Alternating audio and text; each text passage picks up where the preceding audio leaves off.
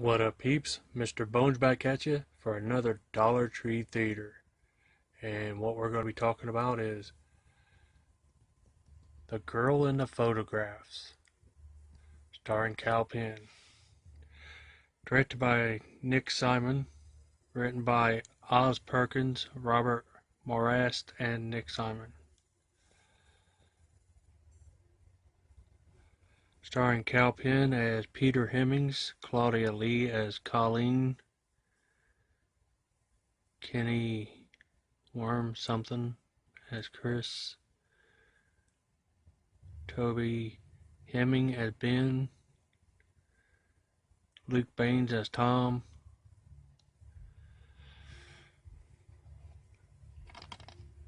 This was executive produced by Wes Craven. It was the last thing he worked on.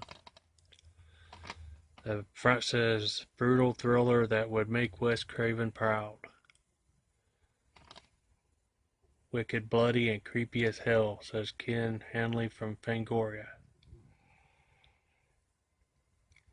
In Wes Craven's final film, small-town store clerk Colleen is eager to escape her tedious existence and annoying boyfriend. Then gruesome photos of murdered women start appearing. Is there a serial killer in town or just a prankster with a sick sense of humor?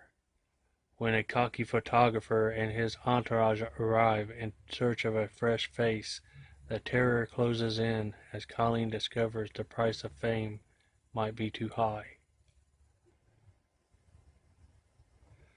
It stars Cal Penn, who is Harold from Harold and Kumar Go to White Castle.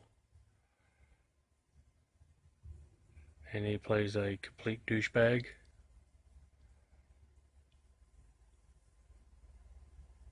But he plays it well. He's a good actor.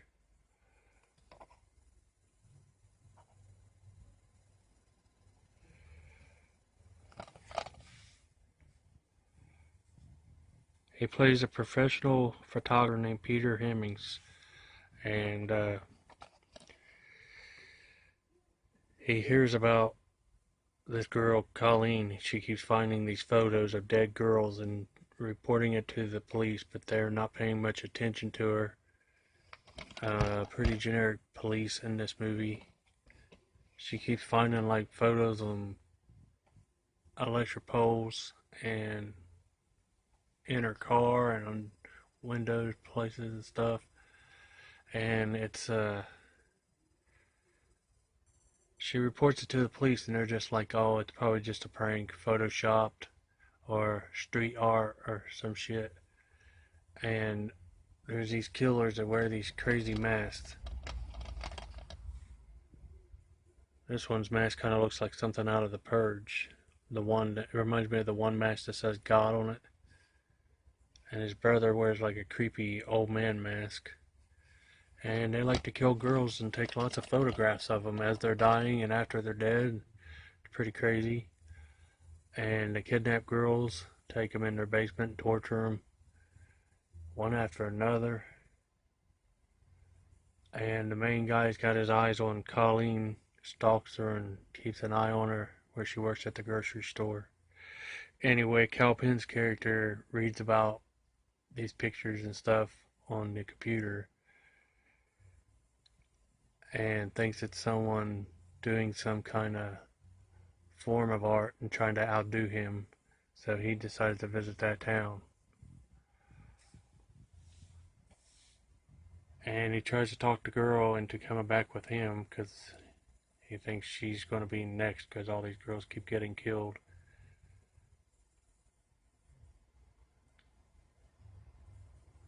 And he talks her into it, but they are staying overnight at a hotel, and those killers catch wind of it and go and kill them all. Cal Penn, his assistant, the other three people, his girlfriend, the other people that are with him, and kidnap the girl at the end. I don't know what he does with them, what he does with her. I know he kills all the other girls, but the way it ended didn't look like he was going to kill her. And he took a group photo with her on the couch, alive in the middle of the couch with all the other dead people, and put it on the window of the grocery store, or I think it was a cafeteria, a restaurant, a group photo of her with all the dead people, and it was on the window. And then Christy Carlson Romano from Even Stevens, who played Ren, has a tiny cameo where she comes in at the end going to work, and that photo's on the window and she sees it. Also, Catherine Isabel has a tiny cameo where she's one of the first victims. I don't know why all these stars are in here in such tiny roles.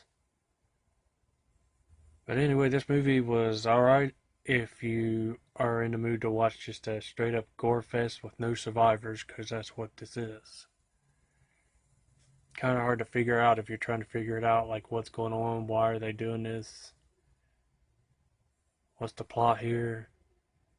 You're probably not going to enjoy it, but if you just want to sit back and watch, like I said, a gore fest of lots of killing, and they take the girls into their basement and torture them, and the brother cuts one chick's face off with a hacksaw, not a hacksaw, but like the old school where you cut a tree, a bow saw? I don't know what you call it.